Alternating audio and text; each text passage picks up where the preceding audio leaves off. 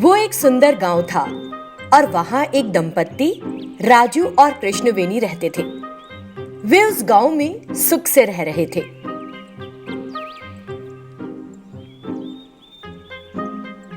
कुछ दिनों के बाद कृष्णवेणी गर्भवती हो गई। इस बारे में जानकर राजू खुशी से गदगद हो गया। उसने उसके लिए सभी आवश्यक भोजन जुटाया। दिन गुजरते गए। फिर वो दिन आया जब कृष्णवेणी ने एक बच्चे को जन्म दिया, लेकिन वो खुद मौत के करीब थी और उसने राजू से कहा, राजू, मैं हमारे बच्चे के मुंह से अपने लिए मां शब्द नहीं सुन सकूंगी। मुझे नहीं पता कि तुम हमारे बच्चे की देखभाल अकेले कैसे कर सकोगे। हमारे बच्चे की खातिर तुम दूसरी लड़की से शादी कर लेना। इतना कहकर वो मर गई। ये देखकर राजू दुख में डूब गया। कुछ समय बीत गया। उसकी पत्नी की आखिरी इच्छा समझकर राजू ने गिरजा नाम की एक लड़की से शादी कर ली। वो उसके बच्चे की सही देखभाल नहीं कर रही थी। वो हमेशा आईने के सामने बैठी रहती थी और अपनी सुंदरता को निहारती रहती थी। एक दिन राजू अपना काम खत्म करके घर लौट आया। उस समय राजू का बेटा जोर जोर से रो रहा था, लेकिन गिरजा आईने के सामने बैठी थी और उस बच्चे का ख्याल किए बिना मेकअप लगा रही थी। राजू उसके पास गया और बोला, बच्चा इतनी जोर से रो रहा है, क्या तुम्हें सुनाई नहीं दे रहा है? मैंने सुना है, लेकिन मैं अपना काम कर रही हूँ। तुम इसे देख नहीं सकते? मैं इसे देख सकता हूँ। वो तुम्हारा अपना बेटा नहीं है ना, इसलिए तुम इतनी लापरवाह हो। रो रो कर उसका गला सूख जाएगा और वो मर जाएगा। लेकिन तुम अपना आईना देखना बंद मत करना। ये रही दूध की बोतल, तुम खुद पिला दो ना। लो, ले लो ना। इससे वो नाराज हो गया। वो अपने बेटे के पास गया और उसे दूध पिलाने लगा। मेरे छोटे से लाल को भूख लगी थी, ये दूध पी लो मेरे बेटे। मेरा प्यारा बेटा, बहुत प्यारा बच्चा है, लो लो पी लो। उस बच्चे ने दूध पिया और आराम से सो भी गया। राजू और गिरजा का हमेशा झगड़ा होता रहता कि वो बच्चे की देखभाल ठीक से नहीं कर रही है। इसी तरह दिन गुजरते गए। एक दिन राजू ने गिरजा से कहा, देखो गिरजा, मैं दूसरे शहर जा रहा हूँ, तुम बच्चे का ख्याल रखना। ठीक है, जाओ, मैं रख लूंगी ख्याल। वो तो मुझे पहले से ही पता है कि तुम उसकी देखभाल कैसे कर रही हो। अब कम से कम जब तक मैं घर ना लौट आऊं, तुम उसका जरूर ध्यान रख लेना। इस तरह उसने उसे बेहद संजीदगी से कहा और चला गया। गिरजा ने मेकअप लगाया और सो गई। थोड़ी देर बाद वो बच्चा रोने लगा। अरे रे, ये कमबख्त मुझे कुछ देर आराम भी नहीं करने देगा, ऐसे ही रोता रहेगा। इस तरह उसने उस बच्चे को कोसा और उसे दूसरे कमरे में छोड़ दिया और खुद अपने कमरे में जाकर सो गई। बच्चा जोर जोर से रो रहा था। उस समय बच्चे की अपनी मां कृष्णवेणी, जो मर गई थी, एक प्रेतात्मा रूप में बच्चे के सामने प्रकट हुई। उसने उसे दूध पिलाया। बच्चे ने दूध पिया और सो गया। फिर प्रेतात्मा गिरजा के पास गई और उसे उठाकर खाट से नीचे फेंक दिया। गिरजा जोर से चीखी, किसने मुझे खाट से नीचे धकेल दिया? हाँ, कौन है? सामने आओ। इतना कहकर उसने इधर उधर देखा। फिर उसने प्रेतात्मा को देखा। शैतान, शैतान! प्रेतात्मा कृष्णवेणी में बदल गई। उसे देखकर गिरजा बोली कि तुम हो? तुम मुझे इस तरह क्यों डरा रही थी? हाँ, सिर्फ डराने के लिए नहीं आई हूं। तुम जैसे लोगों को मार दिया जाना चाहिए। माना कि वो तुम्हारा अपना बेटा नहीं है, लेकिन एक छोटा बच्चा तो है। बच्चे पर कोई दया ना दिखाते हुए, जब वो बहुत भूखा है, तुम उसका ख्याल नहीं रख सकती। गिरजा कुछ नहीं बोली। तुम्हें दया नहीं आती? तुम्हें दया नहीं आती? अपनी सुंदरता पर तुम्हें इतना घमंड है कि तुम एक नन्हे से बच्चे की उपेक्षा कर रही हो। देखो मैं क्या करती हूँ। उसने उसका पूरा चेहरा खराब कर दिया। आईने में अपना चेहरा देखकर गिरजा ने कहा, नहीं, मुझे अपना पहला वाला चेहरा वापस कर दो। मैं बदसूरत चेहरा नहीं देख सकती। मुझे माफ कर दो। मैं फिर कभी ऐसा नहीं करूंगी।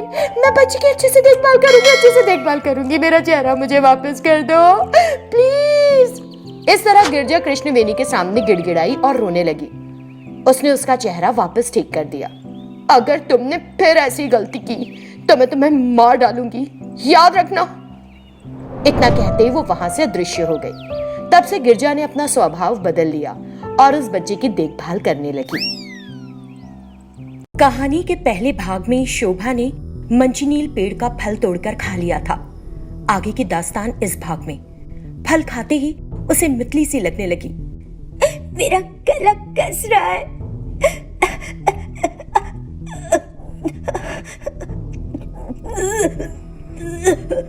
उसे उल्टी हो जाती है और वो फिर शारदा के घर भागती है।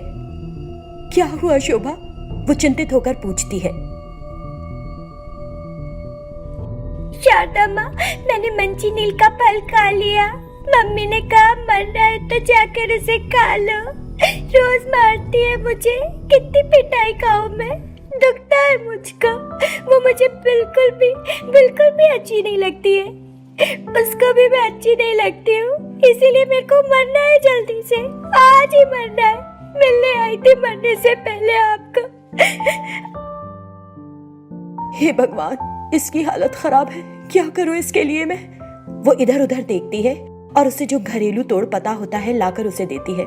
शोभा खाए हुए फल की उल्टी कर देती है। वो बहुत कमजोरी महसूस करती है और फर्श पर गिर पड़ती है। शारदा हाथ जोड़कर भगवान से प्रार्थना करती है, हे भगवान, इस नन्ही सी बच्ची को बचा लीजिए। उधर घर पर माहेश्वरी महेश से कहती है, तुम्हारी बेटी कहीं चली गई, मुझे लगता है जरूर शारदा के पास ही गई होगी। तब महेश बोला, जब वो जा रही थी तब तुम क्या कर रही थी? तुम्हें उसी समय पकड़कर हल्का सा डरा कर रोक लेना चाहिए था। अगर मैं ऐसा करूंगी तो सब मुझे गलत समझेंगे, सौतेली माँ जो हूँ उसकी। महेश घर से बाहर निकलता है, सीधा शारदा के पास। शोभा कहाँ है? शोभा बार बार यहाँ क्यों आ जाती है, मुझे समझ नहीं आता। महेश सर, मेरी बात सुनिए, बस 1 मिनट। वो उसे बैठाती है और उसे सारी सच्चाई कह देती है। क्या माहेश्वरी ऐसा कर रही है? मुझे यकीन नहीं हो रहा है। शारदा जी, मैंने आपको गलत समझा और आपकी नियत पर शक किया। मुझे माफ कर दीजिए, मुझे माफ कर दीजिए। वो सच से हक्का बक्का अपनी बेटी के पास जाता है। शोभा बिस्तर पर कमजोर हालत में लेटी होती है। महेश शोभा से, मुझे माफ कर दो, मुझे नहीं पता था कि तुम्हारी माँ ये सब कर रही है। उसने साबित कर दिया कि वो एक सौतेली माँ है। आप इतना परेशान न हो। अगर आपको ठीक लगे तो शोभा को मैं अपने पास ही रख लेती हूँ। हालात सुधर जाएं तो ले लीजिएगा वापस। ठीक है, लेकिन आप यहाँ मत रहिए, पड़ोसी गांव चली जाइए, वहां भी मेरा एक घर है, वहां रहिए। उसने शारदा को कुछ पैसे थमाए और वहां से चला गया। घर पर उसकी पत्नी उसका इंतजार कर रही थी। इसी बीच वो वहां पहुंच गया। उसने बड़ी जिज्ञासा से पूछा, क्या हुआ, मिली शोभा की नहीं? मैं शारदा के घर गया था, शोभा वहां नहीं थी। माहेश्वरी अपने मन में, लगता है कि मर गई। चलो, बड़ी आसानी से उससे पीछा छूट गया, अब आराम से रहूंगी। मुझे लगता है कि शारदा ने शोभा को हमसे पैसे हड़पने के लिए अपने पास छिपा लिया है। हम उसे ऐसे नहीं छोड़ेंगे, हम शोभा को ढूंढ के रहेंगे। हाँ, महेश अपने मन में, कितनी अच्छी एक्टिंग कर लेती हो तुम, जैसे कि तुम्हें शोभा से सच्चा लगाव है। इस सुंदर चेहरे के पीछे खौफनाक दिमाग है जिसकी तुमने मुझे भनक भी नहीं लगने दी। वो बिना और कुछ कहे वहां से चला गया। कई दिन बीत गए। माहेश्वरी शोभा के बारे में भूल ही गई। माहेश्वरी को पता चला कि वो प्रेग्नेंट है और उसने बड़े खुश होकर महेश को बताया। लेकिन महेश अपने में खोया खड़ा रहा, कोई खुशी जाहिर नहीं की। वो अंदर ही अंदर अपनी बेटी शोभा के लिए फिक्रमंद था। वो शारदा के साथ किए अपने व्यवहार के लिए शर्मिंदा था। एक दिन शारदा से शोभा बोली, भगवान ने मुझे ऐसे क्यों पैदा किया? पहले मुझे अपनी माँ से अलग कर दिया, मेरी माँ को अपने पास बुला लिया। पापा है लेकिन साथ में नहीं है। मैं तुम्हें दादी ही बुलाऊंगी। माँ कहकर बुलाया तो तुम भी चले जाओगी कहीं। दो तो चली गई।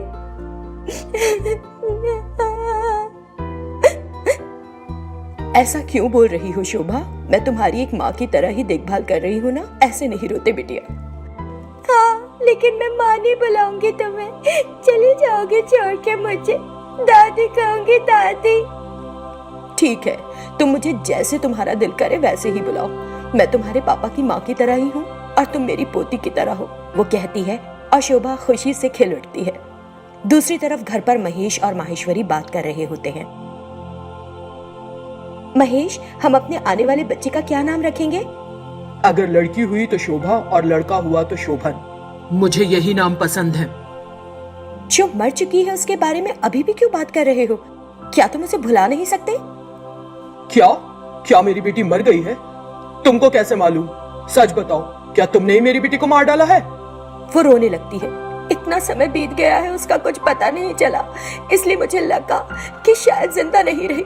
किसी को मार दो, इतनी दुष्ट लगती हूँ क्या मैं तुम्हारे बारे में अच्छी तरह से जानता हूँ। मेरे साथ बहस मत करो, अंदर जाओ। वो सहमी हुई अंदर चली जाती है। कुछ समय बाद वो एक बच्चे को जन्म देती है। आगे क्या होता है देखेंगे कहानी के अगले भाग में।